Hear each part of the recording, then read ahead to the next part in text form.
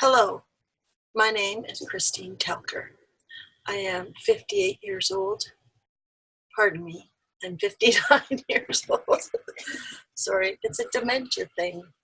I live in Vernon, British Columbia, Canada, and this is my story. I was diagnosed with dementia almost 4 years ago now at 56, after numerous years of struggles, tests, misdiagnosis, being used for experiments, and only because my doctor kept refusing to allow them to continue some of the paths they were on and change neurologists 5 times, did we finally get to my diagnosis. Looking back, I can probably go back many years to the start of all this. Going back to the 90s, I had numerous stroke events where I was shipped to various hospitals, and so that started the path that led to my dementia. In 2009, I had a really bad event that I think accelerated it. It's an event that I have no memory of. I was found, looked like somebody had beat me with a baseball bat about my head. I have no recollection of the event. I have no recollection of what happened. The only thing I remember is going to bed, and I was found in the middle of the night. So what happened, the doctors say, I probably will never remember. I will never get that back. So I suffered a severe blows to the head, severe concussion. After that, my stroke-like events accelerated until I had a major episode 4 years ago. Since then, I struggled, memory problems. I can no longer multitask. Last fall, I was no longer allowed to drive. I wasn't cooking anymore because I couldn't follow the steps for the recipes. And I was really sinking and struggling. Of course, the doctors look at you very sympathetically, and they tell you, we're really sorry, there's nothing we have to offer you. So in desperation, I started Googling and searching, thinking there has to be something. I'm not ready to give in. That's where I found Dementia Alliance International. I emailed Kate Swaffer. I very quickly got a response from her, and we corresponded back and forth. I went through the process of signing up for the free membership. She quickly linked me to my first Zoom meeting, support group. That day changed my life. Everyone I met there changed my life. I am forever grateful. I hold them in my heart. It brings tears to my eyes, sorry. They saved my life. Dementia Alliance International saved my life. I would be institutionalized right now had it not been for them and their support. Once I started the support groups, I became part of their brain health hub. I started a new protocol, the Dr. Dale Bredesen protocol. I also joined their action group. I became involved, I became engaged, I found purpose, I found hope, and I found love from people all around the world. all suffering from the same illness. I found there what no one else could give me. They gave me purpose. They gave my life back to me. They made me understand.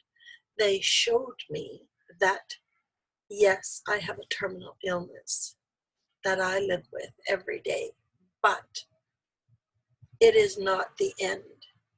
It means we have to start a new chapter, a new life, a new way of living. I don't have words. This is really emotional for me, sorry. I don't have words to describe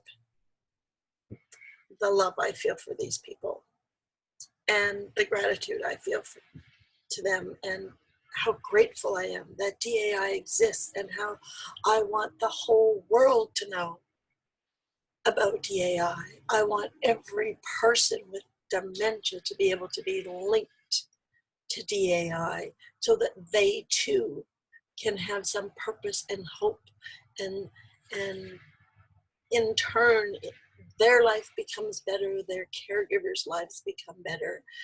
We learn to thrive again. Within I'm going to say 3.5 to 4 months, I was driving again.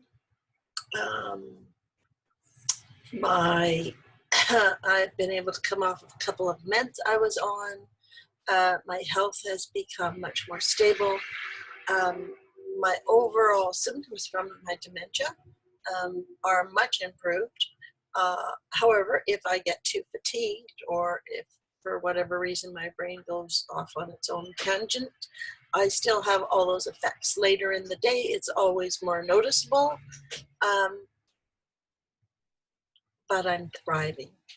I'm thriving thanks to DAI. And I will work till my very last breath to help spread the word about the importance of DAI. And during this September Alzheimer's Awareness Month, it's really important that we get this out there. I'm on a new venture right now. I was part of a very large group of people living with dementia who lived alone, and I lived alone for many years because I was a widow. So that brought about special challenges. I had to have a lifeline that had a built-in GPS. So that if I got lost, I could be found, and those kinds of things. And in case I needed help, I had to learn how to use an Alexa to help me with reminders for appointments and meds, and I'm having trouble connecting to the internet. And all of those Take a things. look at the health section in your Alexa app. So all of those things had to be put into place. And then we were going to start and have started a new sort of part of our whole organization, another component, which is support groups specifically designed for people who live alone. And I think it's wonderful. And I'm almost sad that I am no longer going to be part of it.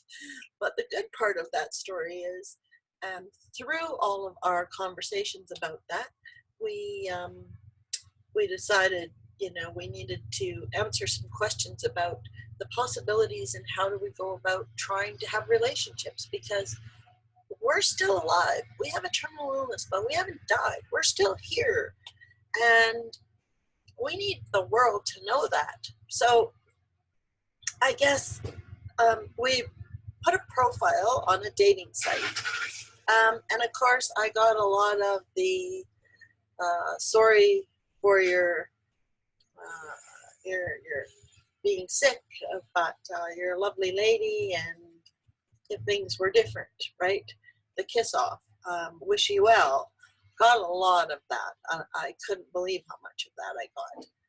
But then there was this man, and he sent me the most incredible note.